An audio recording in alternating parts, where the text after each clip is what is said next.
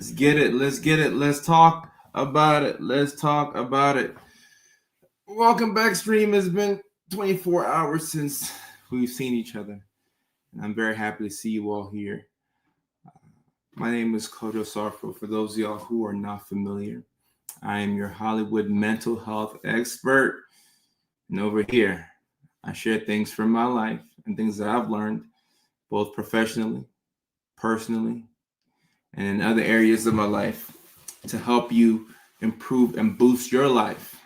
So, as we get started, I want you to use the comment section to let me know where you're checking in from, what's your name, give me the whole rundown on you, and let's get going. Coco, what's going on? Nice to see you on YouTube.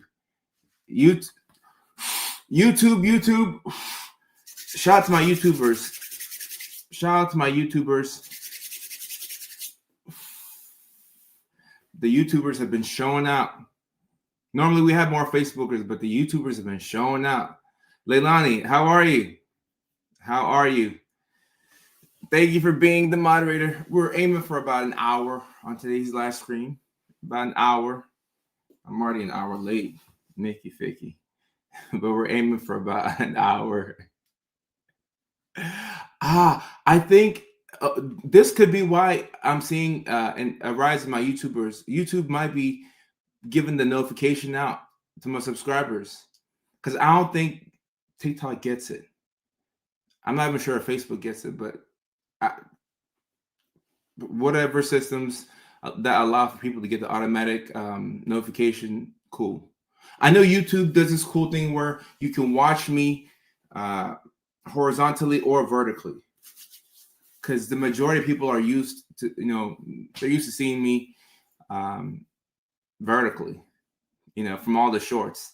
So I think that's, what people are accustomed to. Chris, we're really live. This is really live, and I'm really here.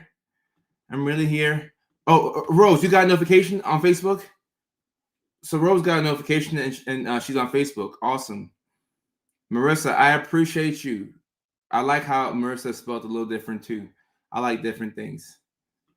Okay, and for the title, I thought the title. Let me edit this title. Ways that I've self-sabotaged. I meant to put AuDHD in there as well. We have that in the title on TikTok because I want to tie this in to autism and ADHD. I want to tie it in. Let me save the changes right there. We just updated the title on Facebook. I'm not sure if the title will update on actual Facebook. And then let me update it on YouTube as well. And my hands are cold. I can't even feel my hands. Mickey Ficky. Juicy is accounted for on TikTok. Juicy said, that's why I'm here. Okay. Happy that you're here, Juicy. Let me go get a bottle of water for the water break that we will have at some point. Look at this bottle of water.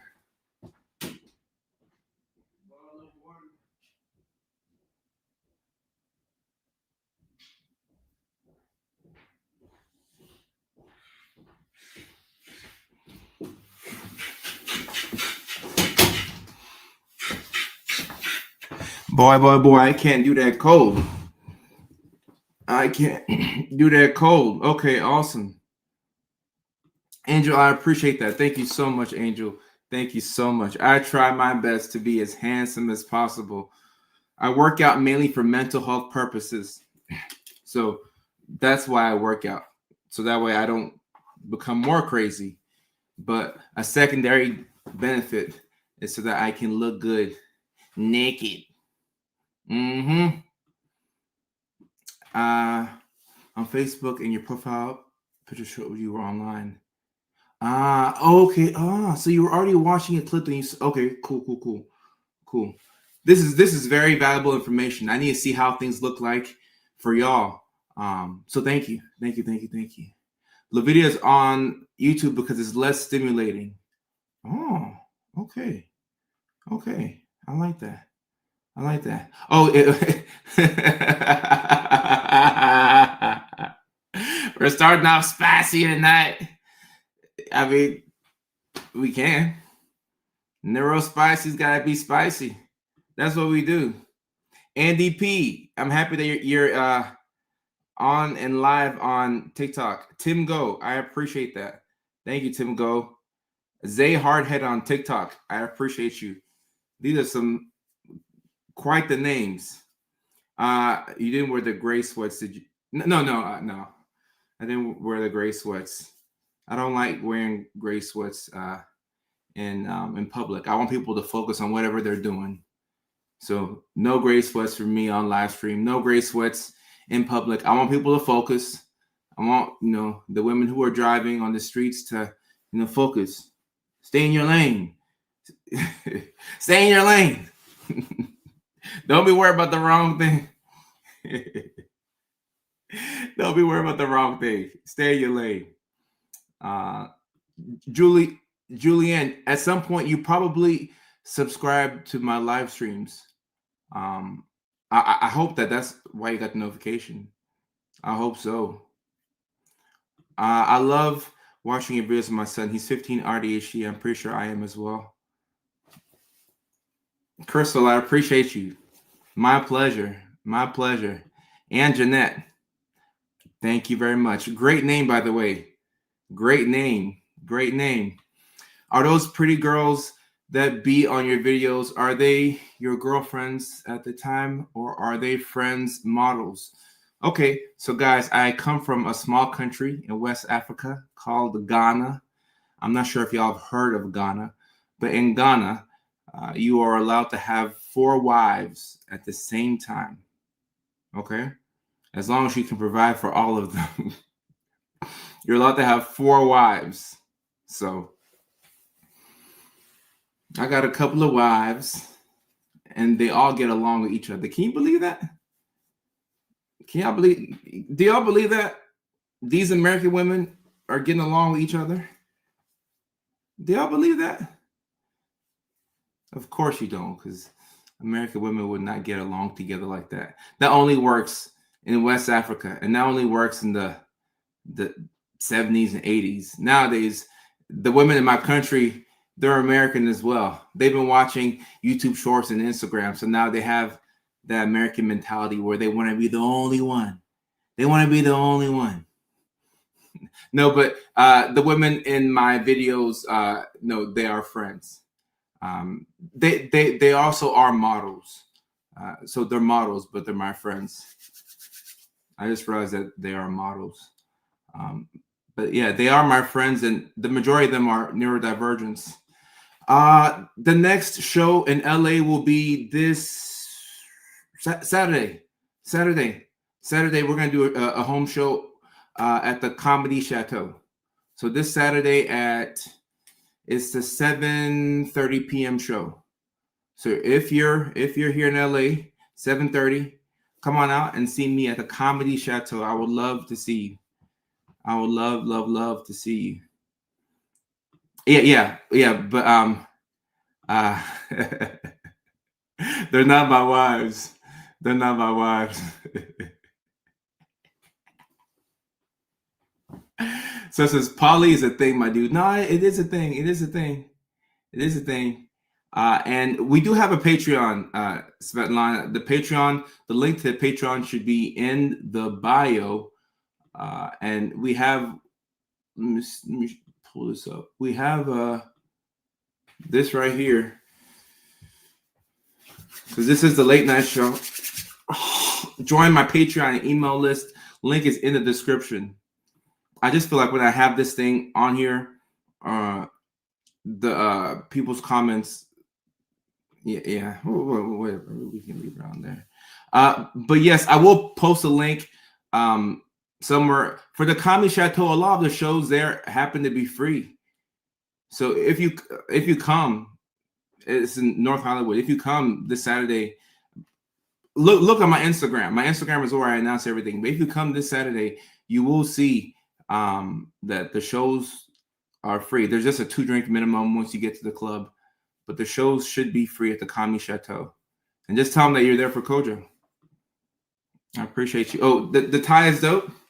Who said that? Chris, thank you. Thank you.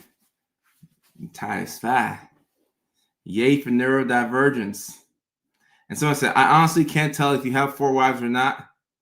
Well, in the words of Kanye when he won the Grammy, I guess we'll never know. I love the idea of 4 wives. I love it. I'll say that. Nah, in actuality, I'm not sure, but the idea, I love it. And Carrie on TikTok says, I love my guys from Senegal at work, though none of them have acquired extra wives yet. Yeah, you have to get the first wife, and then you have to make sure that she's okay with the second wife.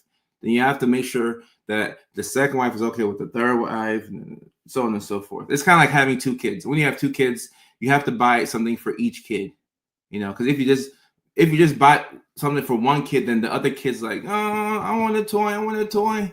So when you have 2 kids, you gotta make sure that both of the kids have something,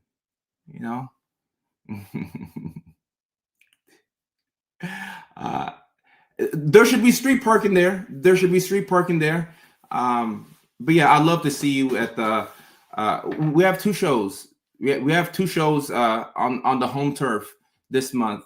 This Saturday at the Comedy Chateau. Then next week, Friday night at the Fourth Wall Comedy Club in Hollywood. So those 2 are, I will call those 2 my home shows. And I'm not at UCLA, but we've just done a lot of skits at UCLA. One woman is more than enough. Sounds like a headache. Yeah, it does. It's just it's easier to get one woman who has multiple personalities. That's easier. Just give me one woman with multiple personalities. A personality to match each one of my personalities. Let's just say that.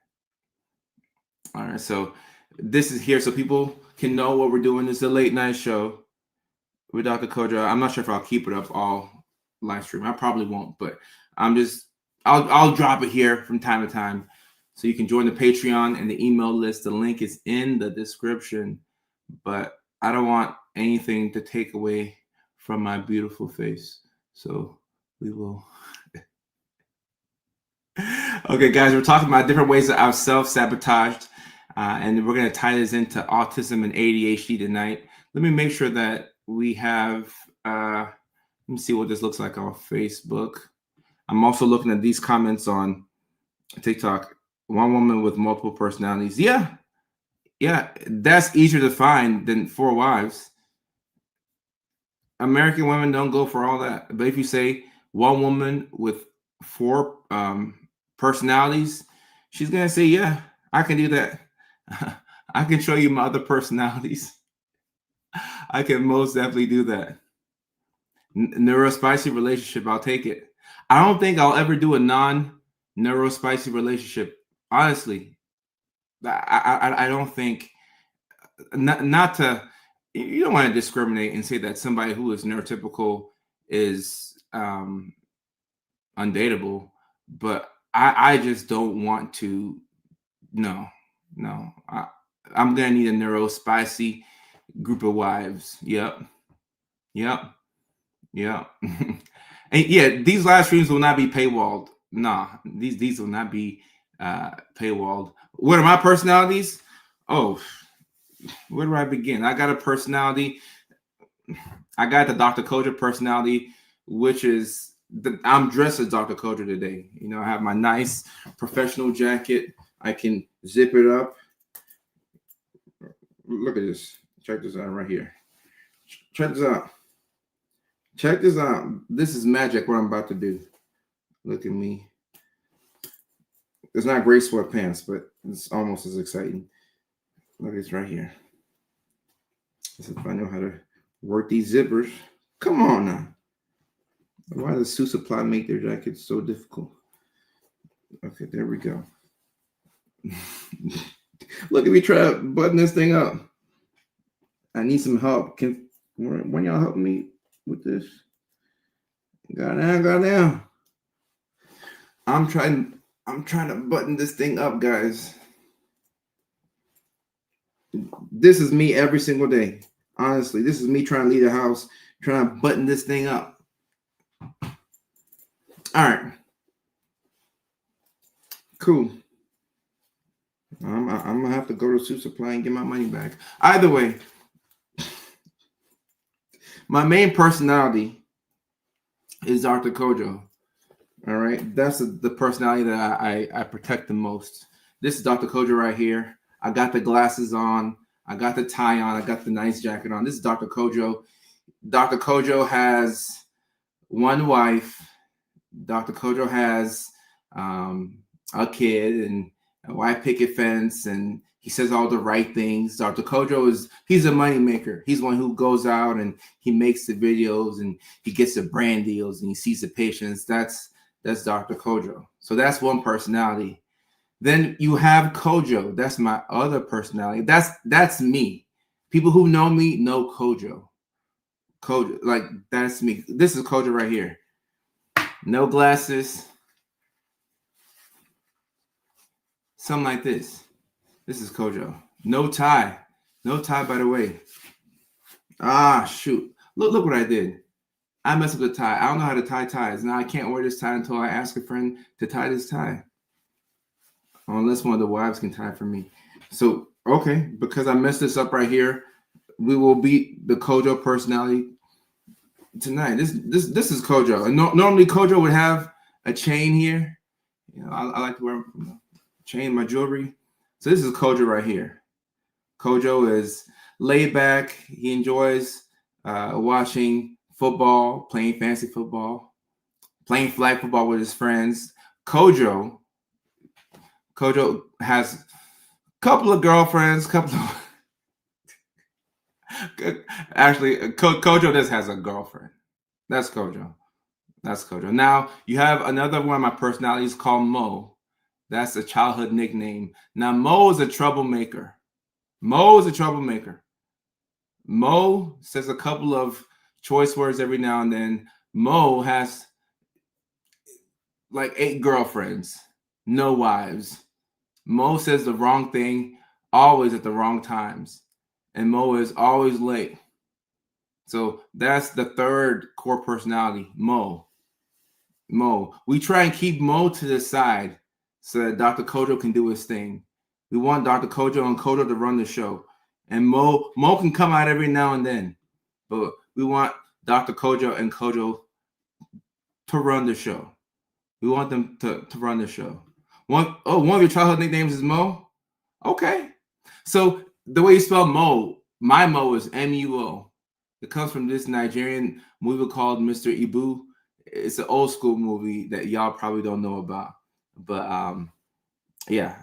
And cats, so I don't think that I have dissociative identity disorder. I don't think I have DID. I just have multiple personalities. Are you a right foot up, left foot slack? CL Bloodstone on TikTok. That's funny. That's funny right there. 8 girlfriends is a full-time job. 8 girlfriends is a full-time job. That's why we leave Mo at home most days. Mo cannot come out to play because no. Mo's out here looking for extra girlfriend. No. We want Dr. Kojo and Kojo to run the show. Yes, we're based in LA. Yeah, I gotta learn how to tie a tie. I'm not pretty good at doing that. I'm the male version of you. Okay. How many personalities you have? And Laura, you are in the right place. If you have ADHD and then you just got diagnosed with autism, you are in the right place. You are in the right place. How weak how many of y'all, like, I love it when y'all don't know if I'm joking or not. That's amazing. That's amazing. I struggle to make one woman happy. I could never do 4 wives. I struggle to figure out what one woman wants. So 4, the idea of it sounds great, but man. Trying to make one woman happy is That's like 2 full-time jobs. Ain't no telling what you're gonna want. Make sure the side opposite the zipper pullers. Oh, well, I mean, it only works when I have the tie on, but let me see. Let me see if Leilani knows what she's talking about, or if I don't know how to zip this thing. Guys, see, this is a perfect example of my day-to-day life. I suck at all the small things. All the small things, like this stuff, is hard for me. But if there's an emergency or a car accident, or if there are 2 patients fighting at the psych hospital, I can de-escalate 2 aggressive patients at the psychiatric hospital with just my words.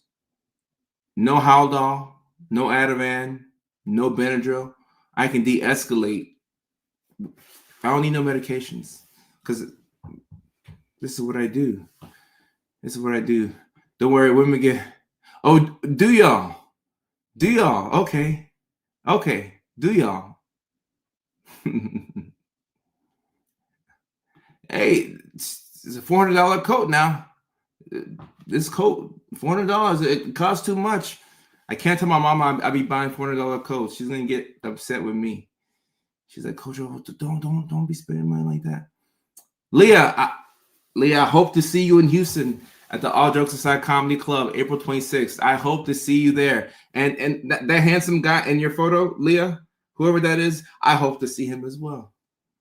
I'll remember y'all. I will remember y'all. I will remember y'all. I have at least 5 sides. Okay. In the chat, drop a number to let me know how many personalities y'all have. How many personalities do y'all have? And General asks, what got me into comedy? Oh, comedy has been my antidepressant my whole life. I've always laughed my way out of situations. And when I first moved to LA, I lived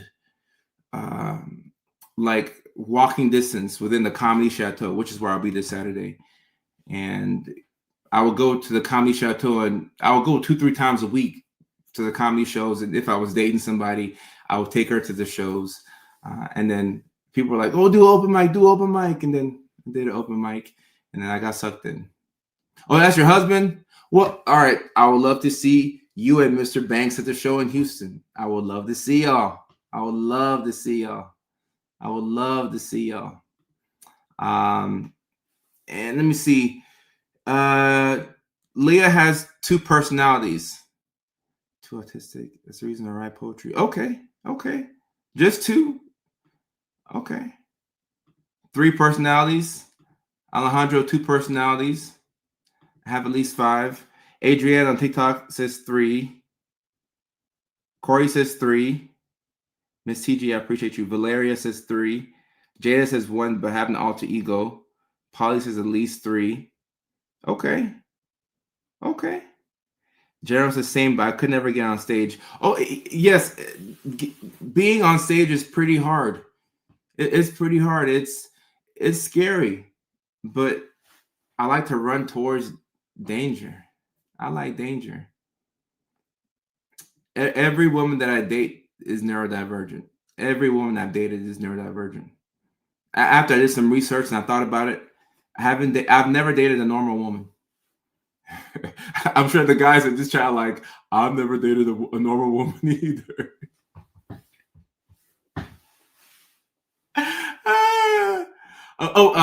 Alejandro, in terms of new patients, right now, I told my assistant to put that on pause because I don't want us to get overwhelmed.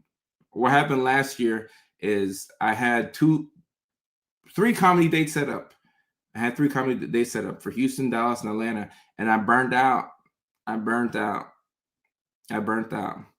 And with my practice, I really wanted my dad, who's also in psychiatry, I really wanted him to work with me. He doesn't like outpatient though, but I thought my dad was going to work with me, which was one of the driving motivators behind setting up the practice and pouring in a lot of money into it. I thought my dad was going to work with me.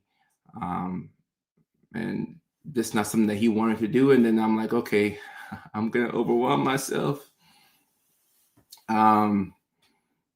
Yeah.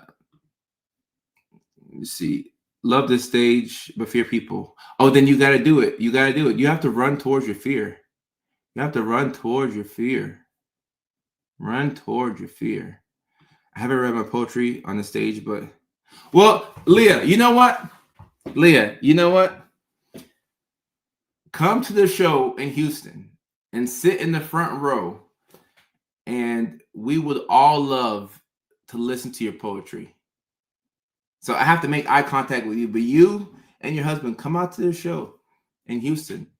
Would love to see y'all, and I'd love to hear one of your poems straight from the heart. Come out, come out. I would love to hear it. I would love to hear it. Normal is overrated. Yeah, I don't like normal girls. I don't like normal girls. And there's no telling if what my dad will do later on, or like I'm not shutting down the practice. Like it's gonna be there, and I definitely want to help people on the professional side of things. That will never stop. That will never stop. Never stop. Leilani, you might have to send me a video and then I'll try after the fact. But I'm not good with these things. This is not my thing. It's not my thing. And look, there's no shame in my game. I remember one time in grad school, the girl I was dating at the time, she had a flat tire on I-20 in Augusta, Georgia. And I was like, dang, my girl got a flat tire and I don't know how to change a tire. What am I going to do? So I did what any logical man would do. I called my little brother. I'm like, hey, so-and-so has a flat tire. They're at exit 194 off of Riceboro Road in Augusta, Georgia, whatever. My brother came and helped me out. No shame in my game. No shame in my game. None whatsoever. None whatsoever.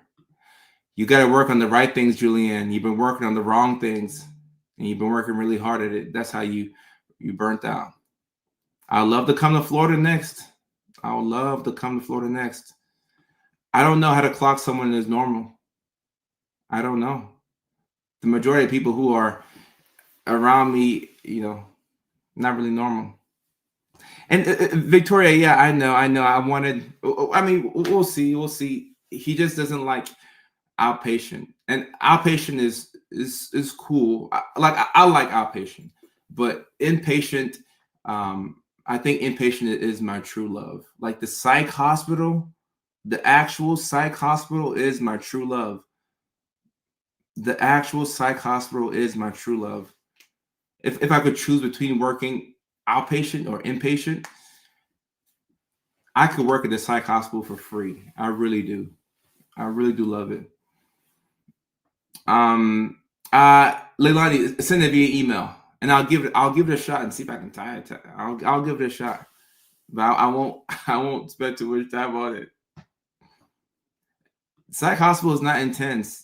It's really not. I love everything about it. There's like 7 different emergencies going on at one time. Somebody might be smearing feces on the wall. So 2 people are trying to fight. One person's trying to spit on somebody. One person is hearing voices. And I can go in there and I'm like, all right, relax. All right, which one? You want some juice and crackers? All right, here's juice and crackers. Okay, you're hearing voices. Okay, all right. Are you afraid? Are the voices telling you to do anything? Okay, all right, cool. Hang out there. Let me know if you need me. Y'all trying to fight. Why y'all trying to fight? You want to go outside and play basketball? All right, let's go outside and play basketball. Quite easy. But a lot of people don't like being at the psych hospital because it's just, it has this stigma right here. This is a stigma that it has, that is rough and intense, but it's not like that. It's really not like that. And cases, I enjoy working in the psych hospital. It's a great job. It's a great job. Oh, I know about Florida. We know about Florida. Florida is very interesting. We know about Florida. And I think you did spell limerence incorrectly, but the quickest way to get out of limerence is to You know, think of things that you don't like about that person. Find you a couple of icks, and that'll do the job. Find you a couple of icks. That will do the job. All right. I saw the aftermath of a. Okay, all right. Adrian on TikTok. I'm not even gonna read your comment out loud. There is violence at the psych hospital. Sometimes some people do get beat up, and those things do happen. So I'd be lying if I said that wasn't a thing. Yeah, that happens sometimes. Sometimes people get attacked. So I'd be lying if I said that wasn't a thing. So yeah, facts. Rebecca, yeah, I feel like I'm somewhere on the spectrum, Rebecca. I'm not sure exactly where. And I'm not even sure if I want to go through the testing myself. So when I see people who are like, I'm not sure if I want to see if I, need this assessment or not, I get it. I get it. Because I'm not sure how many diagnoses I want to pick up. I already got a couple, but I'm like, all right, how many more do I need? How many more do I need? Rebecca.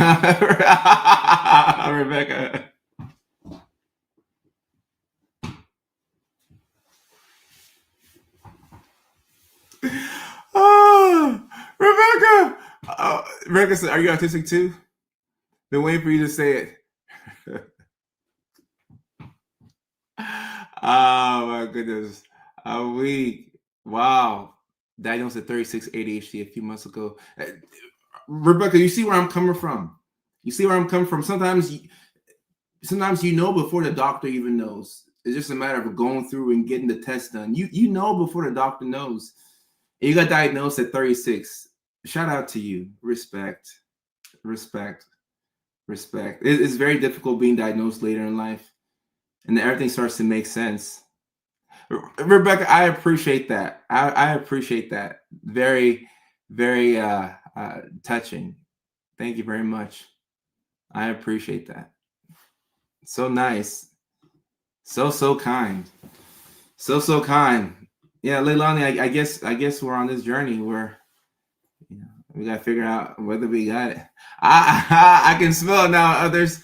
Oh, so you smelled the autism in me, and you're just waiting for me to say it? What? It's time for a water break, though. Somebody drop the magic word in the chat, and then we'll actually get into this nice live stream. We've been all over the place. But somebody drop the magic word in the chat, and then we will get into tonight's live stream. My family doesn't care and accept, and it's okay.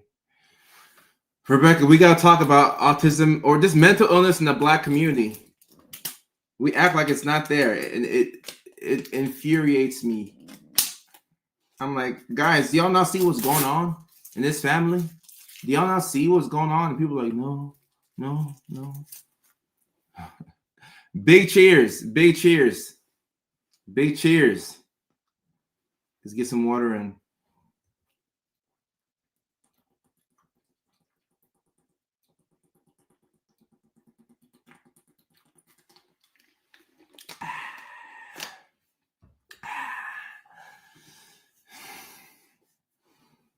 We're on the same wavelength, Rebecca.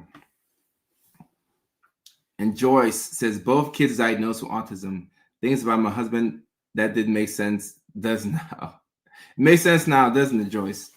All right, guys, so we're talking about self-sabotage, and this is ways that I've self-sabotaged. And I put autism and ADHD in there because I believe that if you don't have a fundamental understanding of yourself and you don't know how you operate and how you work, you will find yourself in situations where you'll self-sabotage.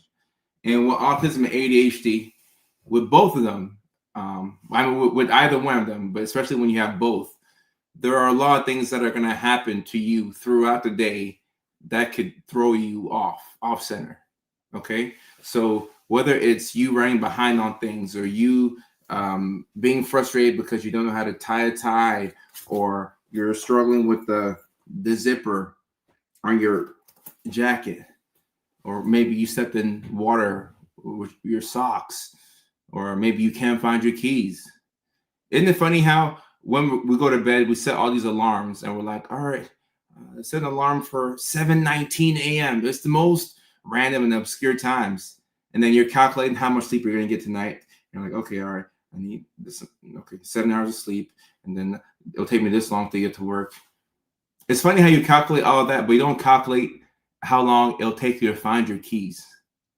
You don't calculate how long it'll take you to get out of the driveway because you struggle with transition. So when you get in the car, instead of driving straight to work, in between you putting the address into the GPS and you actually going to work, you're looking at all these different things. You're looking at the Instagram reels that were sent to you last night. You're looking at a couple of TikToks. You're opening up a Safari browser on your phone. So many things happen to us. And what I'm trying to say here is that it's rare that we are ever emotionally centered. Something is always throwing us off at some point in time. Okay. And when you are not at a point where you can regulate your emotions, you're going to find yourself in a constant state of being stressed and overwhelmed. Your cortisol levels are shooting through the roof. And when you are this dysregulated, it's never a good time for you to make a decision. Okay. So anytime you have a big life decision in front of you, who I'm going to date, where I'm going to live, what I'm going to do for work, anytime you have a big life decision in front of you, the number one thing that you want to do, outside of praying and like talking to family, whatever, you want to make sure that you are as regulated as you could be. Make sure that you've eaten something. Make sure that you've gotten good sleep. I don't make decisions now unless I've slept that week. If I check my Oura Ring sleep score and it says that I've slept for, an average of 4.5 hours this week, I'm not making any big decisions. Don't break up with that person. Don't get with this person. Don't go here. Don't go there. Don't quit this job. And I've self-sabotaged so many different ways. And I'm just now starting to learn that the undiagnosed neurodivergence is probably what did it. It's probably what did it. And I don't want to blame all my bad decisions on ADHD and autism. No, I'm not going to do that. I'm not going to do that. I'm not going to do that. And it's the Oura Ring. That's how I track my sleep. And there's other sleep rings that will, there's other things that will track your sleep. But the reason why I like the Oura Ring is because I can click the app and the app will tell me how much sleep I get and how much sleep, I've been averaging. And right now, if you look at my sleep, my son making note of this. If you look at my sleep, total sleep for the week, my average is 9 hours and 51 minutes this week. That's really good. That doesn't sound like me. This year, my average is 7 hours of sleep a night, which is, damn near a record for me. And last year, my average was like 5.5 hours. It wasn't good. Sleep has been the big monster that I've been working really hard to slay. So, Oura Ring also does do O2 saturation, and this Oura Ring, I don't want to get sidetracked. I want to talk about the ways that I've self-sabotaged because that will help out a lot of y'all here. But I have one more thing to say about the Oura Ring. This Oura Ring is so good. It can get the O2 saturation. It can get your heart rate. I remember I was on a flight from Atlanta to Seattle with Alaska Airlines. And there was this one 15-year-old girl who was having a medical emergency. She was having a hard time breathing. She had fallen down during a basketball game, and they were looking for medical professionals. So I paused, my Lil Wayne, and I'm like, all right, I can help, blah, blah. So I'm helping out this girl. So I take the seat where her dad's sitting. Her mom's sitting in the window, and then she's sitting in the middle. Now I'm sitting to the, to their left where their dad was sitting. And the equipment on this Alaska Airlines flight, like they didn't have, like I couldn't find an O2. I couldn't find, like they didn't have the right medical equipment that I wanted. So I took off my ring and I put this ring on this 15-year-old girl, and I'm measuring her heart rate and everything off of this Oura Ring and then the app. It was incredible. It was incredible. I thought that this thing right here, technology is quite interesting. It's quite interesting. And Leilani, we're at the 40-minute mark. My out will be an hour and a half. My out will be an hour and a half because I got to yapping. I got to yapping. And I will say that the ways that I've self-sabotaged, I do have a video on Patreon where I get more in depth into this, but I'll just briefly go over the ways that I've self-sabotaged. All right. So personally speaking, for me, I have this thing that's called black and white thinking. I don't know if y'all have experienced that, where it's either all good or all bad, and there's no Leilani, I'm laughing. There's no nuance. It's either all good or all bad. So sometimes when I'm convinced of a certain thing, it's very difficult to tell me that something else is true. Like if I believe something to be true, I believe it to be true, and that's the end of the story.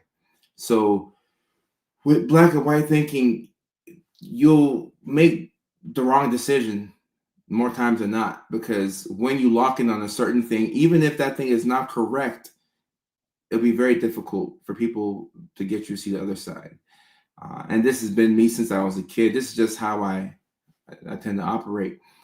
And we're going to go back to the year is 2020. All right. So we're going to go back 6 years ago. And I'm working in Southern Virginia at Eastern State Hospital, the oldest psychiatric hospital in the U.S. And I'm working in forensic psychiatry. I love my job and I love my patients. And this is when I'm new to social media. All right. So I'm finally posting on TikTok. TikTok is the app that I blew up on. And I'm getting hundreds of followers every week. And the hundreds became thousands of followers every week. And then it started to take off from there. The girl that I was dating at the time, we had this running joke that I was going to move to Los Angeles. Back in the day when you would go viral on TikTok, the joke was like, all right, it's time to move to LA and be a content creator. So that was a joke. And I would tell this, young woman that I would take her to LA. Hey, we're moving to LA, so on and so forth. And I know that she would have moved with me to California if I had, if I wanted her to move with me. And the long and short of everything is that I broke up with her not once, but twice. All right. So I broke up with her initially, and I was like, my bad, never mind. I don't mean that. Let's get back together. And then after that, I broke up with her again. Okay. The reason why I broke up with her, it took me a while to realize it, but the reason why I broke up with her is because I was operating out of fear. And I wasn't regulated. Once again, I say, when you're making big decisions in life, who you're going to date, what you're going to do for work, where you're going to live, you need time to think about these things. You can't just wake up and say, I'm moving to Houston. I'm moving to Cincinnati. I'm moving to Nashville. You need to take your time. Take your time. And Kim is talking about $4K a month rent in LA. These were the things that were on my mind. I'm thinking to myself, okay, I'm going to move to Los Angeles with this woman. How am I going to pay for my bills? How am I going to pay for everything? Or I don't even have a medical license in California. It will take me months. I'm all up in my head thinking about all the ways that I would fail. And I remember during this time period of my life, I was not sleeping. I would be lucky to get 4 hours of sleep a night. That's how burnt out I was. And I was burnt out from having to make this big life-altering decision. Do you leave this stable job where you're making money in Virginia to go out to California where nothing is guaranteed? And if you're going to do that, are you going to take this woman with you? Because when you take a woman with you, you got to look out for her. Like, do you have enough money to not only take care of yourself, but also take care of her as well? Now, the worst thing about fear and self-sabotage, especially for those of us who are neurodivergent. And Svetlana, if you're not able to subscribe to the Patreon, email us at info@codosoffer.com, and then I'll get my assistant to hop on it. But for those of us who are neurodivergent, one thing that he realized is that on top of the lack of sleep and being dysregulated, that we tend to operate out of fear and we play small. Like we never tend to aim big because we don't have a lot of confidence in ourselves. And the lack of confidence comes from you not doing what you told yourself you were going to do. You know how you make a plan and you say, I'm going to do all these things today, but no, today comes and then you do nothing. You make a plan for tomorrow, then tomorrow comes, you're like, nah, I don't want to do that. So we lack faith in ourselves. So I'm thinking to myself, okay, you're going to move from Virginia to California with this woman. What money? How are you going to pay for rent? And the worst thing about being dysregulated as a neurodivergent is that when you're making these big life decisions, you look at everything except for the facts. Okay? You look at everything except for the facts. And, we have very vivid imaginations. So in our head, we'll be thinking about any and everything. We'll think about some stuff that never even will happen. We have these very vivid imaginations. So I'm thinking to myself, how am I going to pay for myself and this woman? Now, mind you, this woman was a registered nurse. So she could have helped me pay some bills if I needed. She could step in and help out. She really could. I wasn't thinking that. I forgot that I'm Dr. Kojo. I can just work the same job I'm working in Virginia, in California. It just might take me a couple of months. I wasn't thinking about this. I was just thinking out of fear. What happens if I don't make it? Like what am I going to do? Now, the success that I have today, am I shocked that I'm doing this well? A little bit. A little bit, if I'm honest. I didn't know that things would be this good. I really did not know. Yeah, I am shocked a little bit. I have to say that. I'm shocked a little bit. But I didn't think that things would be bad. Nevertheless, I went and I self-sabotaged a good relationship. And I'm thinking to myself, like, I thought back, like I had to do a thinking exercise. And I had to say, okay, Kojo, when we broke up with so-and-so, what were our reasons for doing this? And guys, I didn't have any reasons. Like I had no reasons. Like I had no, it's comical now. I had no reasons. No reasons outside of me living out of fear. Me living out of fear. I was afraid. I was afraid. And it took me a while to realize, okay, well, this is neurodivergence. This is mental illness. This is why you're supposed to take your medications. You're supposed to take the medications that the doctor gives you. There's a reason why the doctor put in for you to take the Ritalin. You're supposed to go to CVS and you're supposed to pick it up. And sometimes we'll do this thing where we'll stop taking the medications for a little bit just to see, just to see what will happen. We all do it. We're like, you know what? I just want to take these medications for a little bit and let me see if I can live life without it. And then after you stop the medications, you're like, damn, that's why I'm supposed to take the medications. That's why you're supposed to take the medications. And Renee, fear is what fear can do.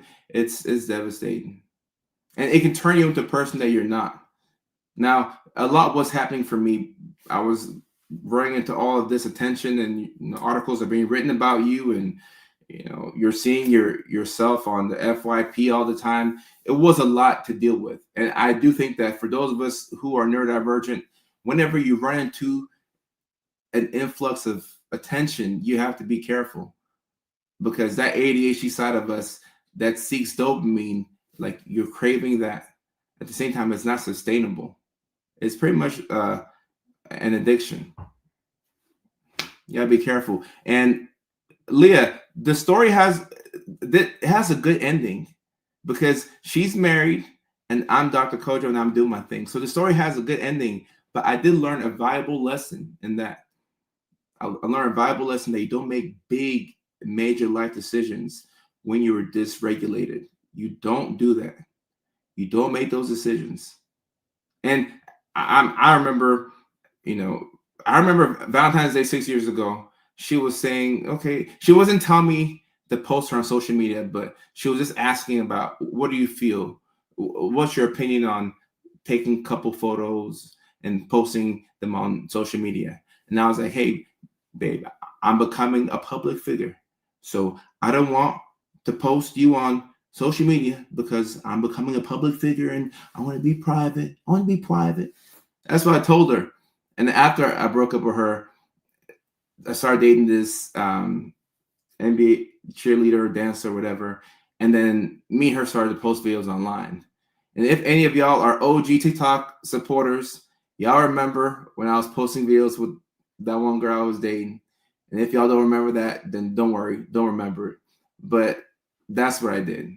I pretty much told her that I don't want to post videos online because I want to be private. Then the next girl I'm talking to, we're posting videos online. So everything that I was saying was a fib. It was a lie. It was a lie. But this was me at my most dysregulated. And what I should have done is move to LA, do your thing, but you should have given yourself time to make the proper decision about what do you want to do in your dating life? What do you want to do? Because things worked out beautifully. I'm sitting here, I have 5 million plus followers. We have over 100 million monthly views. We're growing. Since that time, I got a book deal. I wrote my second book. I got a chance to host the 95th Oscars. I got to be on NBC's Today Show to promote the book. I got to do the ABC7 LA segment multiple times. Life has been amazing. But back then, if you'd have told me that things would work out, I wouldn't have believed it because I was operating out of fear. And KM, I appreciate that. Thank you very much. The book is You Already Won. I have a copy of the book here. And Angel, I am happy. I am happy. I'm happy now. But I have to get past all that guilt because for a long time, I had a lot of guilt. And the fear persisted in my dating patterns. Because what I did after that is I moved to LA. Okay, yeah, you're a star, whatever. But then I would intentionally date women that I knew I wasn't going to go all the way with. Like I still had that fear within me. I was like, all right, we'll date, yeah, so-and-so, yeah, whatever, yeah, cool, yeah, she's cool, whatever. But I never, I always knew that the relationship would only go to a certain point. But that's because I hadn't healed from the prior situation. So I'm like, damn. Once I connected the dots, I was like, okay, Kojo, we have to really pause here. We have to pause here and we have to figure out what's going on. And this epiphany, this whole epiphany, I realized it for the first time, I'll say 2.5 years ago. So up until 2.5 years ago, midway through 2023 or so, yeah, I wasn't over the situation. I still was living with the guilt of the self-sabotage of this relationship. I wasn't aware. I had to do the inner work to figure out what was going on. And now that I know, I can do better. But now I know that I have these tendencies. So what's the lesson in all this? The next time I'm overwhelmed with fear and doubt and I'm afraid, that's a time to do nothing. Don't break up with nobody. Don't date nobody. Don't go quitting the job. Just pause. Just pause. Just pause right there. Just pause right there and do nothing. Just pause right there and do. If you do nothing, you'll be fine. Sometimes doing nothing is the best thing that we can do. But we feel like everything that happens to us, we have to have a reaction. No, we can just relax. We can just relax. Doing nothing is underrated.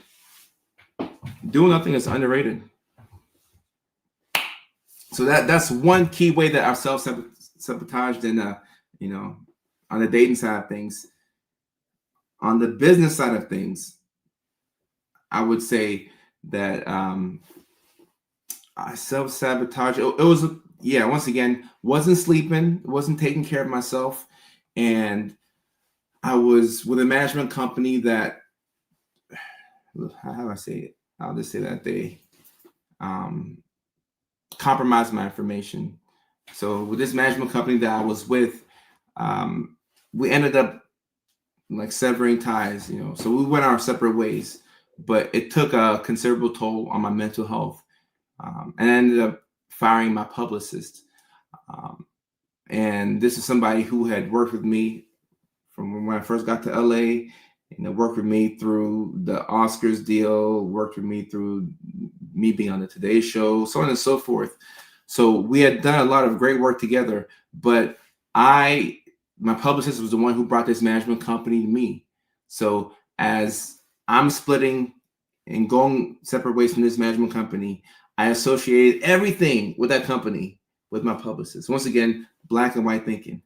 It's like, I can't get out of these negative thinking patterns.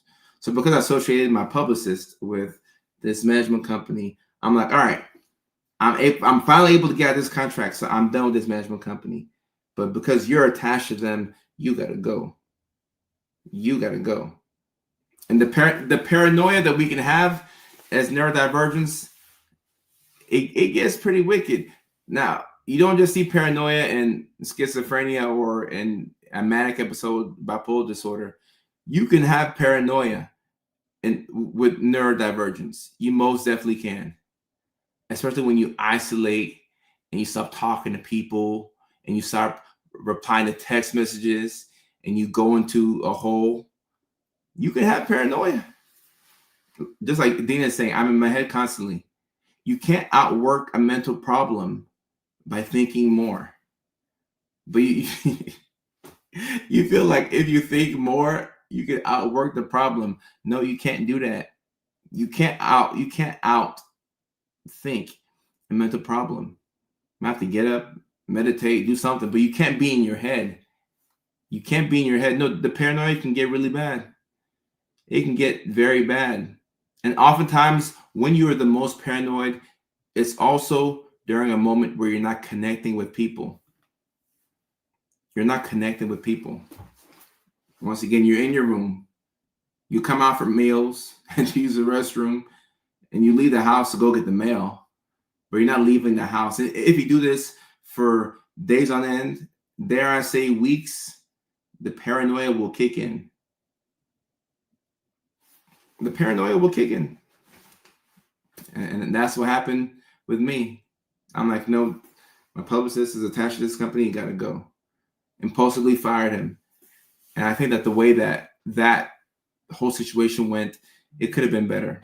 I most definitely didn't have to go about that situation like that. So now that I know my my thinking patterns, I put myself in a much better position. Anytime I have big decisions to make. So anytime I have a big decision to make, I know, okay, Kojo, you better get some sleep. Number one, get some sleep. Number two, get you some food. Make sure you've eaten. Number three, make sure you're exercising. Number four, make sure you're around good people. You can't isolate yourself. You can't isolate yourself. Like Eden said, yeah. And look, Kim, sometimes it works, sometimes it doesn't. Sometimes it works, sometimes it doesn't. Yeah, this is one of the worst parts about paranoia. Yeah. And I'm happy that we're talking about paranoia outside of the context of schizophrenia and bipolar, because oftentimes that's what we think about. Or with substances. Maybe you took too many gummies or edibles, and all of a sudden you're paranoid. You're looking outside the window to see who's trying to attack you.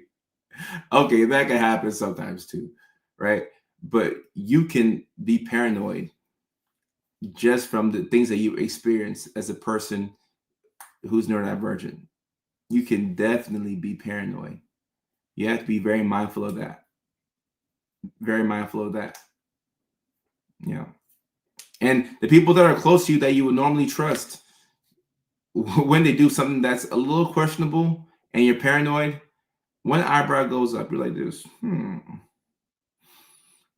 don't know if I could trust you. And instead of working through those feelings to see whether you're paranoid or not, you instantly go to, I gotta cut you off. I gotta cut you off. I have to get you out of my life. I gotta get you out of my life. That's one thing that I think we do a bit too much of nowadays. We cut people off way too quickly for things that aren't as big as they actually are. Now, I'm not saying go back. I'm not saying go back and rekindle a relationship with somebody who was a narcissist and they were abusive. No, I'm not saying that. I'm just saying that we're too quick to cut off people nowadays. I think we're just a bit too quick to cut off people nowadays. And Leilani, likewise, I appreciate you. And KM makes a good point right here. Sometimes, look, there's a thin line between hypervigilance and paranoia. Because you stay hypervigilant for far too long, guess what? You start to question everything around you. So the line between paranoia and hypervigilance is thinner than you would expect. Self-care is important. It's important. And yeah, if you go to a doctor and you mention something that is a paranoid statement, they will automatically think bipolar, schizoaffective, or schizophrenia. They'll never think that you're a neurodivergent person who is burnt out. That will never be their first assumption. It will never be their first assumption. Yeah. I mean, if you look at schizophrenia is a thought disorder. Paranoia will cause some disordered thoughts and some intrusive thoughts. And it's important to know this. And I think that one thing that we all need as neurodivergents is a reality anchor. That's something that we all need, a reality anchor. What brings you back to reality? This can be a person, it can be a job, it can be something that you enjoy doing, but you need a reality anchor, especially for people who are isolating and you're not spending a lot of time around other people and you start to really question everybody around you and their motives and their intent. When you start to question people's intentions around you, I mean, once again, still listen to your gut. Don't listen to this live stream and go against your gut. Still go with what you feel intuitively. But when you start to question everybody's intentions around you, that's a good time to step back and just ask yourself, okay, how much of this is legitimate? How much of it is actually legitimate, or am I tweaking? Am I low-key tweaking? Yeah, because sometimes that's what we're doing. I take time to cut people off. Yeah, we should be just a little slower. It's a little slower to cutting people off. It's a little slower. I was paranoid the other day playing because I saw a flashlight in the sky. I thought someone was. Look, there's a reason why when you go to jail or prison, not that y'all should go there or that you've been there, but there's a reason why when you go to jail or prison, a punishment that they have is solitary confinement. Taking you away from other people is a punishment. Why? Because we need other people. You need people to survive. You have to be around people. Not all the time, because that's too much. Ain't anybody trying to be around people 24/7. That's too much. But you have to be around people in some capacity. Do you think that's why we seem to attach anything that seems remotely related? It could be. It could be. There's a lot of different things that could lead to paranoia. A lot of things. And a reality anchor, it's needed. It's needed. Bunny says, my family says you're always suspicious of everyone. A reality anchor is needed. You need a reality anchor. Whatever that thing is for you, you need it. And you're not always going to be in tune with reality as somebody who is constantly dysregulated, which is fine. Believe it or not, that's fine. if you lose your mind every now and then, okay. But you need a reality anchor, something that pulls you back to reality, or a person that you can call, a trusted person that you can call, and you can generally ask them, hey, this is the situation at hand. Be as objective as possible. Do you think I'm doing too much? And when you ask people these questions, you have to give them the space to tell you the truth. Because a lot of times you'll ask people, but when they tell you the truth, you flip out. No, say, hey, here's the situation at hand. This is how I feel. Am I doing too much? Or am I reaching right now? Do you think that I'm reaching? Just having a person to give you some insight on if you're reaching or not is very valuable. It's very valuable. Bunny, what's going on? Happy that you're here on YouTube. Very valuable. Carson, I appreciate you, my guy. Thank you. I mentioned this to my psychiatrist. The first thing he said was, "Do you think aliens are talking?" Okay, look. Now, y'all know I'm a big fan of psychiatry and talking to your psychiatrist. Still talk to your psychiatrist, but know that when you're talking about these things to your psychiatrist, they're probably trying to assess and see if you're hearing voices or if you're seeing things.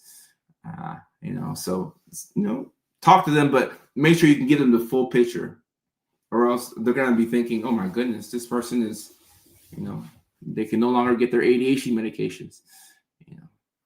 When I'm Lilian, gotcha. As a mom, am I doing too much? That's very likely.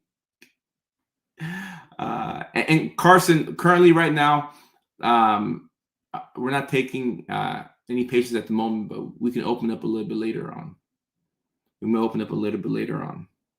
Some psychiatrists are just not familiar with neurodivergence.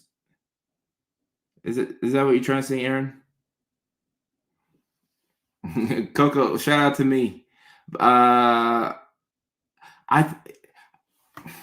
Unless your psychiatrist is neurodivergent, I just don't see them, looking out. But it's not intentional. It's just some things have to come from lived experiences. I think for me, like I've self-sabotaged so many times. And also, these two examples are just two ways that I've self-sabotaged. Breaking up with somebody impulsively before moving across country, and firing my publicist because I felt as if he was associated with some company that did me wrong. Those are just two ways that I've self-sabotaged. If I had to sit down and think about it, I could think of 30, 40 ways.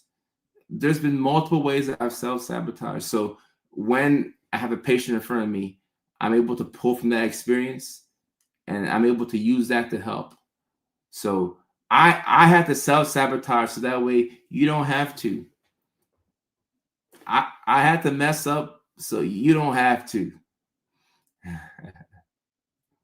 Oh, Carol, I think you probably you just probably came on and you missed the first part. But to answer your question, what I do is I get into negative thinking patterns, and I feel as if I have to get space. So normally I do the whole breakup thing, and then maybe we'll get back together later on. But normally I break up impulsively, and then go on to another girl, and then the pattern continue. The cycle repeats. But now that I'm catching wind of this, I'm doing a little bit better.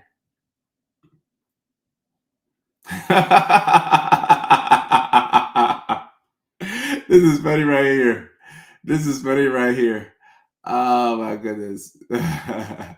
No, it'd be very enlightening for you all to get a copy of your medical records and see what's written. It'll probably shock you. I know they say it's self-sabotage, but at the end of the day, those decisions serve you. Yes. No, I think that they definitely help me out, because I believe that life happens for you. It doesn't happen to you. All the things that happen in your life, they happen for you. So I was able to understand the patterns that I have. Because look, pattern recognition is something that neurodivergents are just good at in general. We're really good at pattern recognition. But if you're not aware of how your patterns impact you and how to change it, you'll keep replaying that same thing over and over and over and over again. So with me understanding the patterns that I have and knowing what I'm liable to do, I'm able to put myself in better positions. So I would say that it helped me out. Definitely helped me out. Definitely helped me out. Let me see. Yeah, I see codependence and ADHD a lot. I think that this even tends to be our default sometimes. Like we have to work against being codependent. I meant to ask you, how do you stop from self-sabotaging relationships? For me, I think it comes from expecting to be hurt. So that's normally what happens. And for me, I had this big, huge fear of going broke and losing everything. Like that never happened, but I had this big catastrophic thing in my head. What happens if I lose everything? So I had to break up with her so that way she wouldn't leave me. So what you do is you have to let go of the situation. So it comes from wanting control. We have a big problem with control as neurodivergents.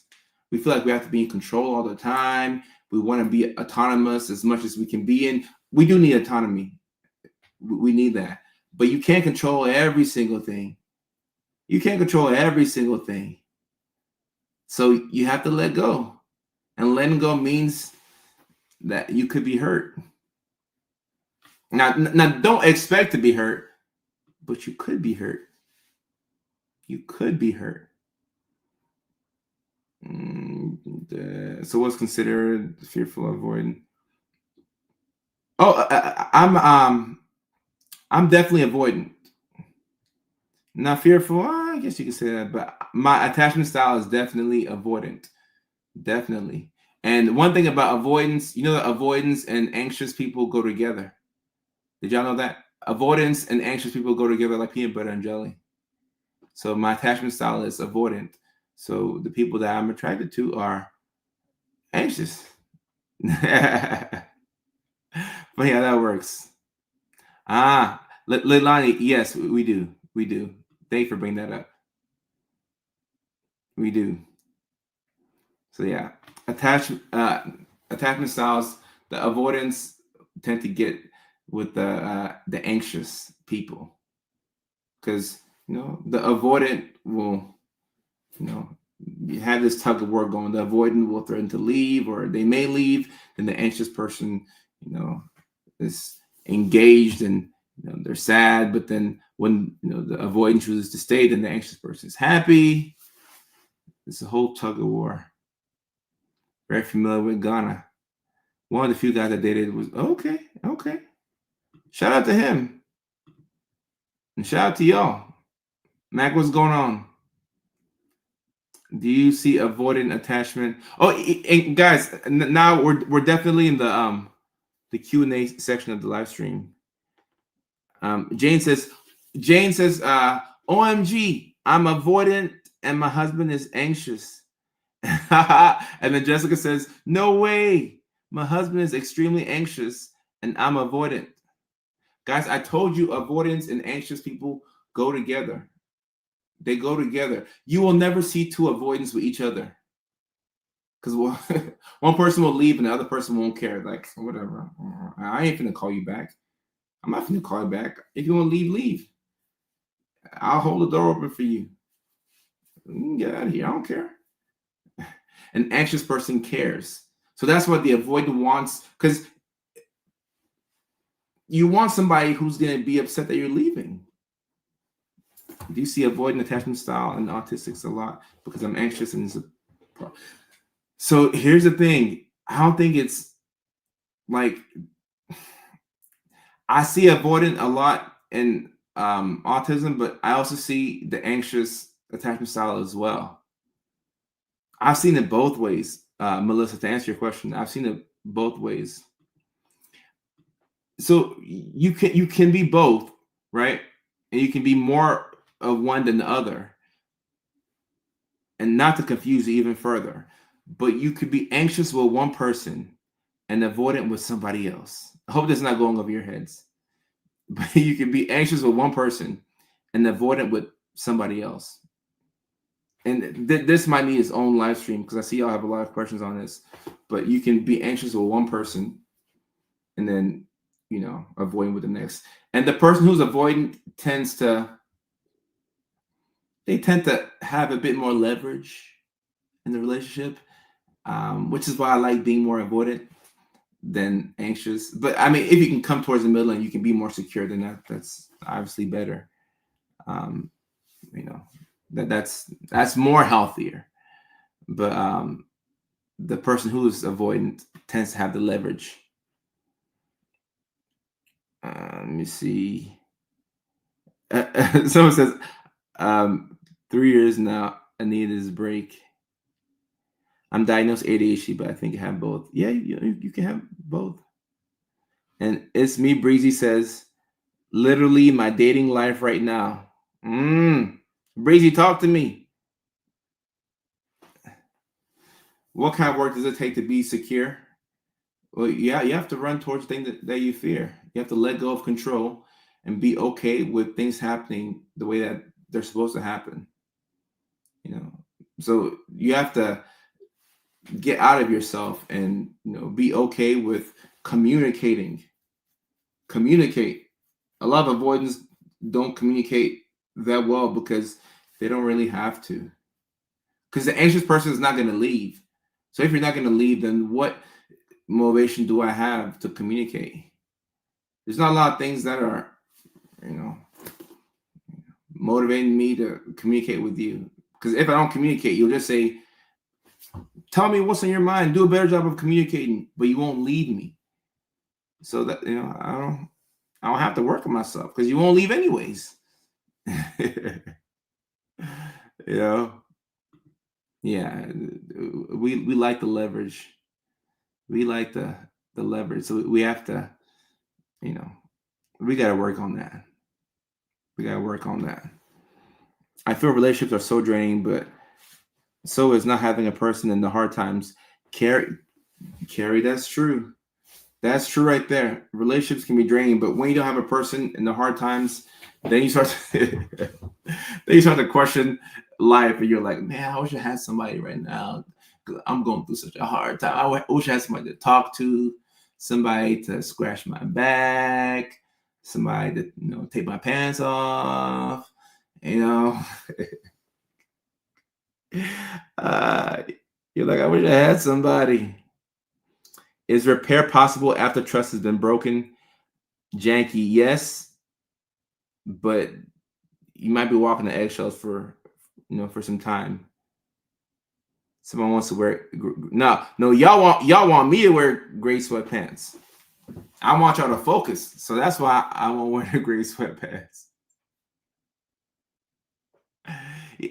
No, yeah, because when you're going through a hard time in life, you want somebody to do the Mickey Ficky with, because it's a stress reliever. You want to relieve some stress. So when you look to the right or left of you and you have nobody there, and you're like, all right, like, damn, I got nobody. I got nobody. Sad. It's sad. Yeah. Y'all want the gray sweatpants. If you want the gray sweatpants, you have to come to the show in Houston.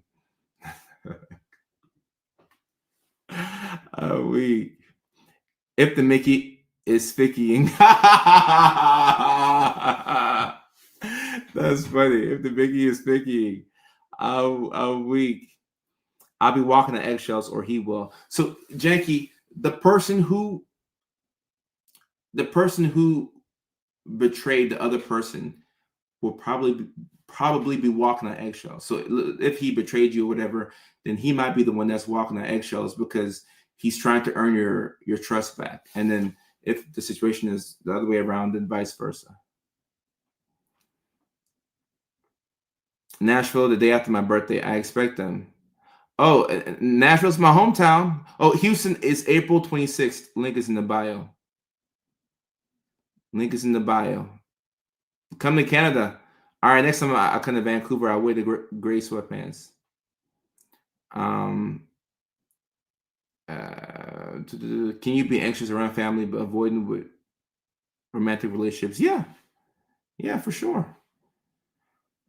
And Jackie says, I'm afraid to trust him again and get hurt, but I love him. When has love ever been enough? Love ain't enough. I'm not saying that you shouldn't get back with him, but you can't live in fear. You can't live in fear. You either do it or you don't. Don't live in fear. Don't live in fear. Don't live in fear. When I come back to Augusta, Georgia, I'm not sure, but I got family there, so maybe a week. Not a week, but maybe in a month or so, just to see family. I'm not sure, but I love to do a show in Augusta. I just hate that I become insatiable when it comes to Mickey Ficky sometimes. I think it has something to do with ADHD because I just want to. So I've made a video about this. It's on my YouTube, and YouTube is where I have my longer form content. For those of y'all who like the longer form content, I know that y'all used to seeing me in shorts and vertical, but for those of y'all who like the longer form content, I made a video on YouTube. Let me see what it's called.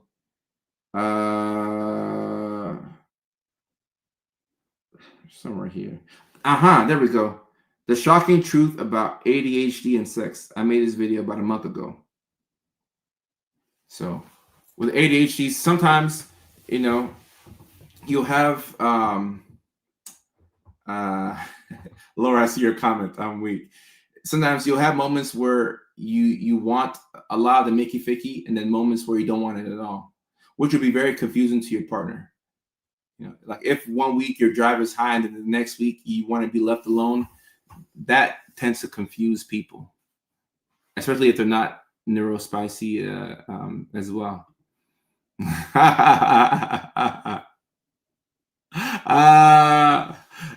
I'm like, somebody gotta tie my tie. I can't tie a tie. I can't tie a tie. None of my 4 wives are here. What do I do? What do I do? How do I share that link? Let me see if I can share that link. Copy. Let me see if this works like that. Oh, it works. It works. Boom. Okay. So the link that I shared right now, obviously this link does nothing for y'all just seeing the words and stuff here, but the link to that video is the shocking truth about ADHD and sex. So yeah. Let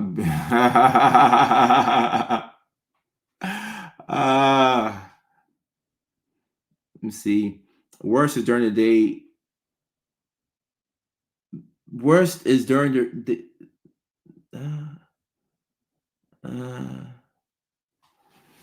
when he was in Ellensburg. Those girls in the clinic were in. I don't know if the girls in the clinic were because I'm very professional. I'm very professional. I don't know what goes on at the clinics. I'm always professional. I'm always professional. Salt Lake City. Okay. I love your short videos. Aaron, I appreciate that. They were like that too. Oh yeah.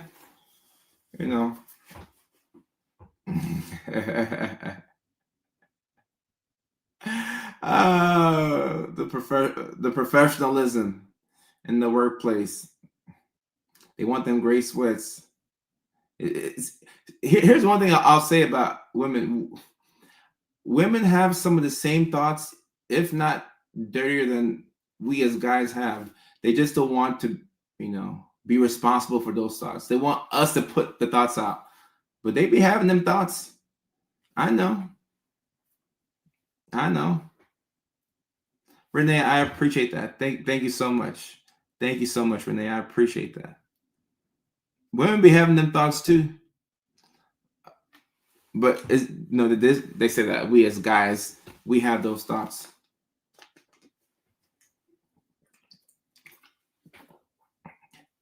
No, that's facts right there. Summer shares is exactly correct. We are shamed for it. That is most definitely true. I mean, maybe things will change, but some things tend to not change. And women are shamed for the thoughts that men are able to regularly express. Like guys and guys will be canceled for having dirty thoughts, and women will be shamed for it. So as guys, if I'm hanging with the guys, David and Kevin, and the fellas, if I'm hanging with the boys, what we do is we look around to see who is there, and when the coast is clear, then we're like, damn, you see Shawty, she thick, oh, we lose our minds. So we can do that. Women have to read those fantasy novels or whatever, because you will be shamed. It should not be like that. But women will be shamed, so you have to read like books and stuff.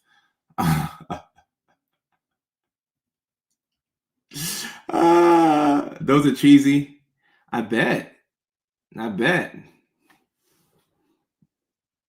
Religion and ADHD.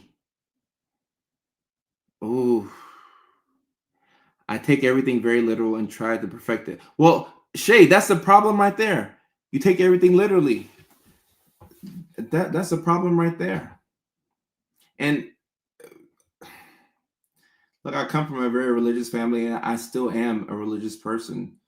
I'm not perfect by any stretch of imagination. I'm a religious person. I mean, if you see me on tomorrow, Wednesday, if you see me tomorrow with a certain woman, then next week Wednesday you see me with a whole different woman, mind your business. But I'm still religious, and God still loves me, and I have ADHD. And I'll say, in terms of the religion thing, you can love Jesus and love God and still take medications. And sometimes the issue is not that, you're not praying hard enough. The issue is that you need medications. And Ms. Shea, I'm not saying that you need medications. I'm not talking about you specifically, so I don't want to look like I'm trying to diagnose you, but just in my experience, sometimes you just need medications. And then you'll tell yourself that you're a failure, or maybe you're not praying hard enough. No, sometimes you just need medications. That's all. Laura, sneaky. That's how you lured your husband. Sneaky. Yeah. The religion one, it does get touchy, and I mean, my mother is one of the most religious people I know, and when I talk about people needing medications, it just doesn't convert. So I wish I could get through to her, but it doesn't work. This is Sister Wives. It's funny, when I gave the keynote speech at the AuDHD conference a year and a half ago in Anaheim, I met the guy who produces this show. He and his wife came up to me and they're like, "Have you heard of the Sister Wives show or something like that?" I'm like, "No." He's like, "Oh, I'm the producer for it. Blah blah blah." I'm like, "Oh, okay, that's what's up." And I think that during that keynote speech, I think I had made a joke about having multiple wives or something like that. And then I don't know if that's why he came and sought me out. Let me see. All right. So Shay, you said I take Vyvanse. Okay, great. All I was trying to say about on that point was that you can take medications and also talk to your pastor. Because I wasn't sure how I was coming across. But I do believe that that's something that we need to talk about more in the church. I don't know if the church is ready for that, but I'm ready for the church to, have this conversation. Dr. Chapman, how are you? Okay, I'll go through and I'll look through the DMs. I might look normally I look through my DMs whenever I'm flying. That's when I get a chance to go through everything and see what's up.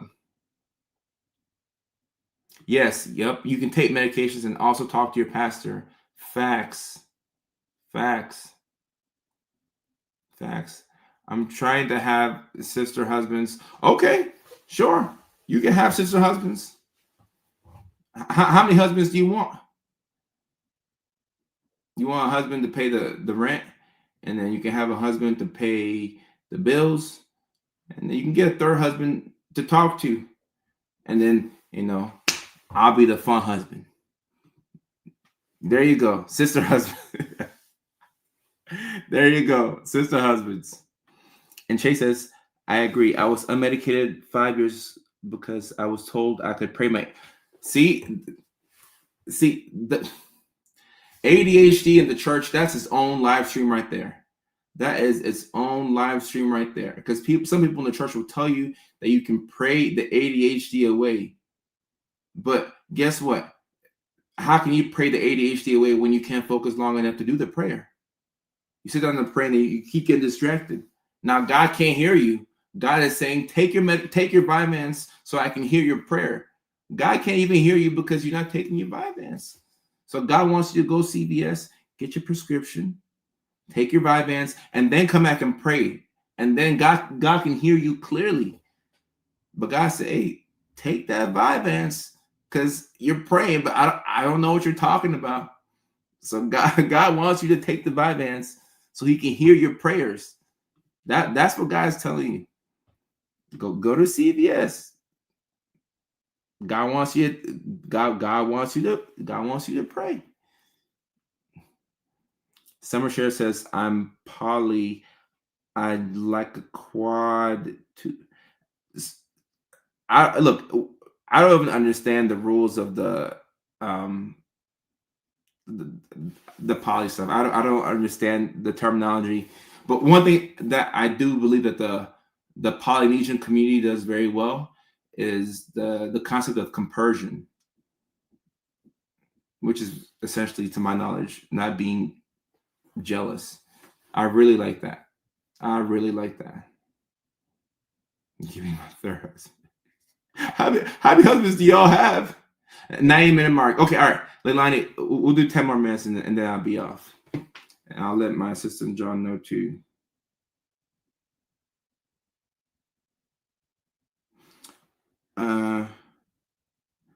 Awesome, John. I'll be on for 10 more minutes and then I will reply to this. Okay, 1 second.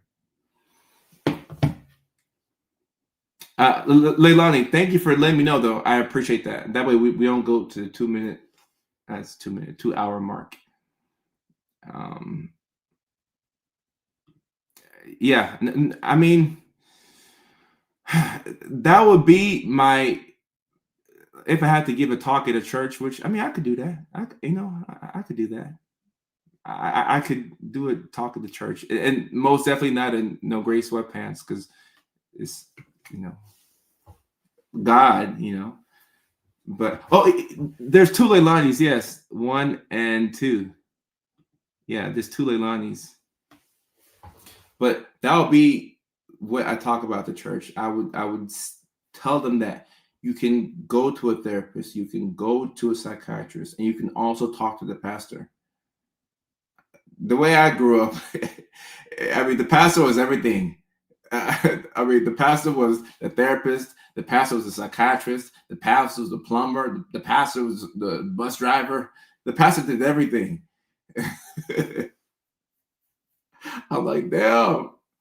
Like, I run into an issue, call the pastor. What you mean call the pastor? The pastor was I'm like, is pastor God? Like, what you mean the pastor could do everything? I actually like having a pastor to talk to about spiritual things, but then also a psychiatrist to prescribe the medications.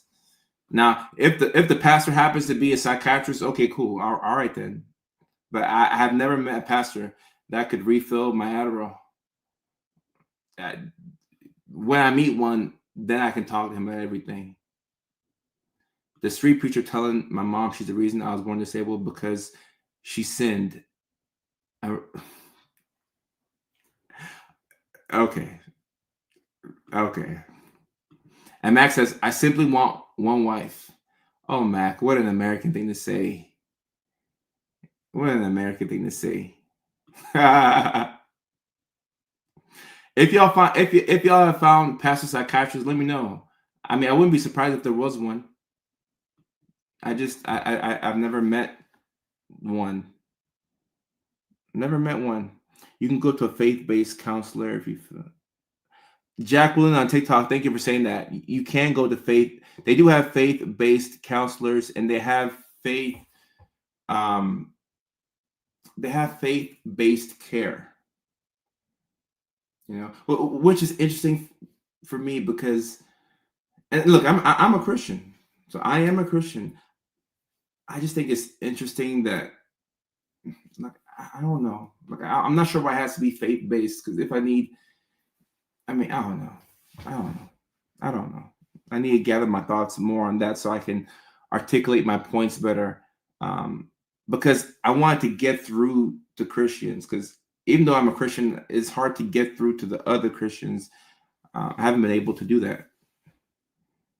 Maybe I'm talking to the wrong Christians. I don't know. Chelsea, I appreciate you as well. I appreciate you as well. Judah Smith, I gotta see who's that. You are a bride for people. What does that mean? I know a pastor who. Okay. Look, that's what I'm saying. Like, as I was talking, I was thinking to myself, there's got to be a pastor out there that's a doctor. I'm sure that there's a pastor out there that's a doctor. And this pastor that happens to be a doctor, I bet you they're like a surgeon or something. They're not even like a therapist. They're like a different type of doctor. Cam Anderson, they went to a sex therapist a week. That's funny. Oh, you read the whole Bible? The whole Bible. Wow. Okay. And the Presbyterian Church. Yeah, and I agree with Mac. When you encounter certain pastors or people in the faith who say things, excuse me, like, oh, you're mentally ill because your mom sinned. Whenever you hear that, I think it's important to understand that one person or that one pastor doesn't represent the whole Christian community, because people will sometimes think that, oh, I ran into one pastor who said something that was controversial, so now I have to leave the whole faith. Don't allow one pastor to be, to represent the whole community, because you have some pastors out there that are corrupt, and you got some doctors and therapists out there who are corrupt, if not incompetent. So just know that one goofy pastor doesn't represent the whole faith. So one goofy pastor does not represent the whole faith. But I'm happy that there's faith-based counseling, because that, like, if ever I want my mom to get into like therapy, she would want a faith-based counselor. If my counselor or my therapist is faith-based, yeah, I wouldn't mind. I wouldn't go to them because they're faith-based. I'll go to them because they have some good tips and tricks on how I can manage my ADHD and all my other issues. But if they happen to be faith-based, cool, great. But some people really want the therapist to be faith-based. So I do think that we need some faith-based therapists out there, because they can connect to people in ways that the other therapists can't. Shay says, I like a mix of faith-based and trauma-informed. Okay. And Breezy said, I'm glad you're live. I just posted a video and it's getting so much backlash. Breezy, don't listen to those people. Kelly says, I want mainly just neurodivergent friends. They're cooler and to unmask. I don't want Kelly on TikTok. I don't want to say the same thing, because I don't want to exclude neurotypical people. I want to be around everybody. People that agree with me, people who don't agree, people who look like me, people who don't look like me, people from all walks of life.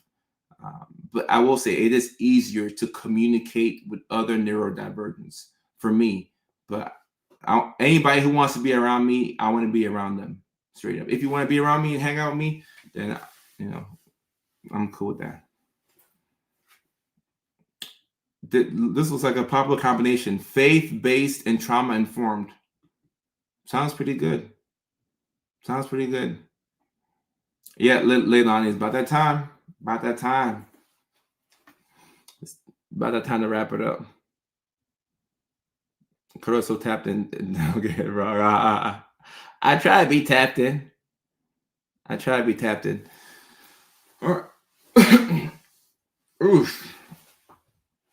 I believe neurodivergent people were meant to run packs. I believe so as well. I believe so as well. And that's why a lot of times you're not a basket case. You're just in the wrong area. You're just hanging with the wrong people. You're just in the wrong environment. Mac, all right, Mac, you're my brother in Christ. Okay, Mac. Your vibe attracts the tribe. I agree with that. And with this comment on the screen, this is a good time for Renee, Miss Renee. May God bless you as well. I appreciate that. This is a good time to mention the shows that we have coming up. We have 2 shows right now coming up. We have a show in Houston, Texas on the 26th of April at 8 p.m. I hope to see all my people from the Woodlands, all my people from Katy, all my people from all parts of Houston. Houston's an hour away from Houston, and there's 2 airports there. It's very confusing. So I got to make sure that my assistant gets things right. I don't want to fly into Hobby when we're supposed to be at Bush and vice versa. We'll figure out the logistics, but we will be in Houston on the 26th of April at the All Jokes Aside Comedy Club, and I can't wait to see y'all there. I'm assembling the Avengers of Comedy. Okay, I'm assembling the Avengers of Comedy. So every comedian that you see that night will be neurodivergent. And after their set, you're going to guess what mental illness they have. No, I'm kidding with the last part. I'm kidding. But every comic that y'all see will be neurodivergent. And so we'll have the Avengers of Comedy. So that's April the 26th in Houston, Texas at the All Jokes Aside the Comedy Club. Apparently, the capacity for that club is 150 seats. So let's fill it out. Let's pack the room with neurodivergence, and hopefully you come and not just watch the show, but meet some friends. And hopefully you can meet some friends and some people that are in your city that have similar backgrounds to you.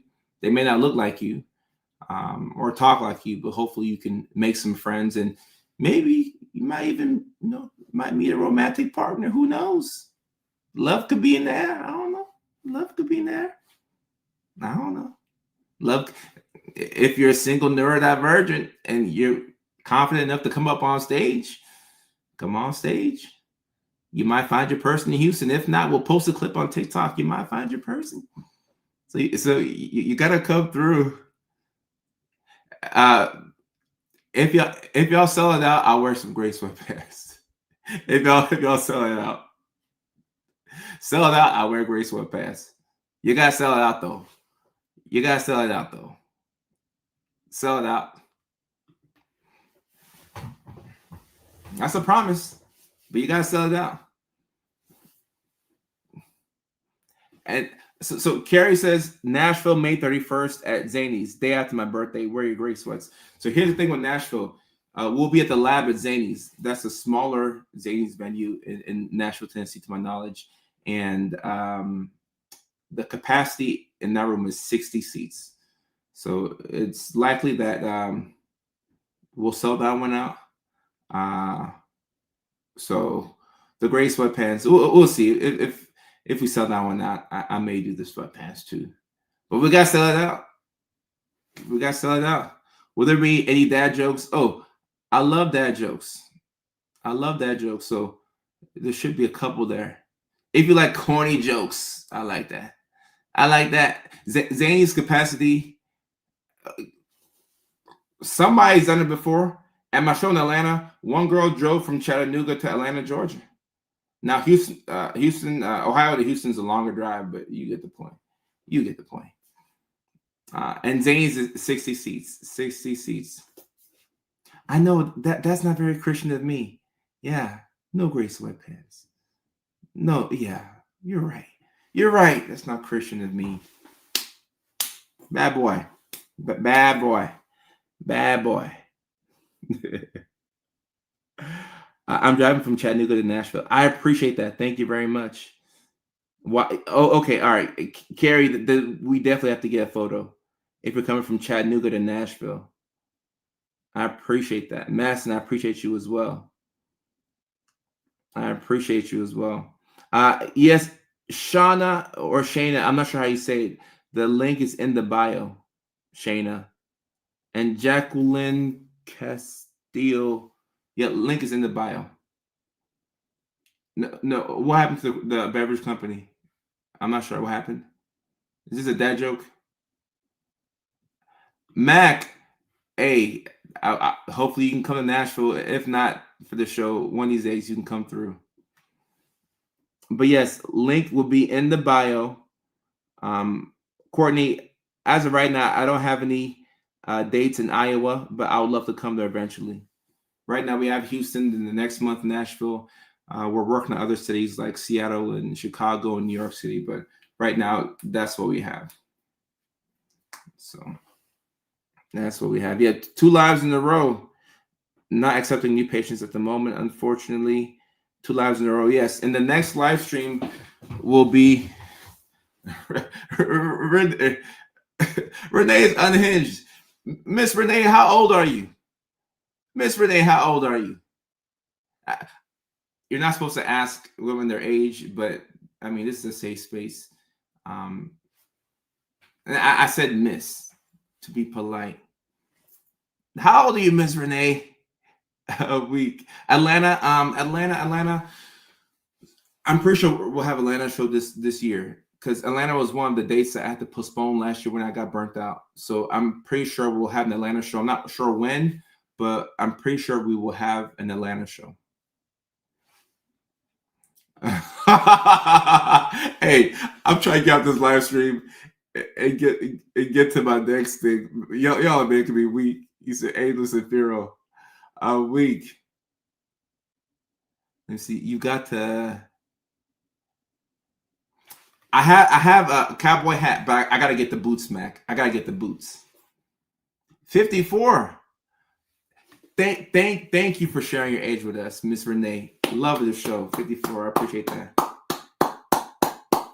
Love of the show. 54. I appreciate that. Miss Renee is Big Mama. Well, I hope to see you in Houston or in Tennessee, Miss Renee. Big Mama. That's what we're gonna call her, Big Mama. Big Mama. Thank you for the that thing, the jellyfish on TikTok. I appreciate it.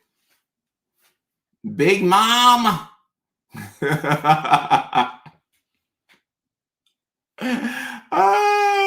Big Mama. But you know, 54 is not even young. I'm old. It's young. Like, honestly, I think old now is. Oh, I'm gonna offend somebody. Older now is. Older starts at 75. 75. Oh yeah. She doesn't look 54. Miss Renee, take good care of herself. Oh, Leilani said, I gotta go. Yeah, I gotta go. Before Miss Renee tackle me, I gotta go.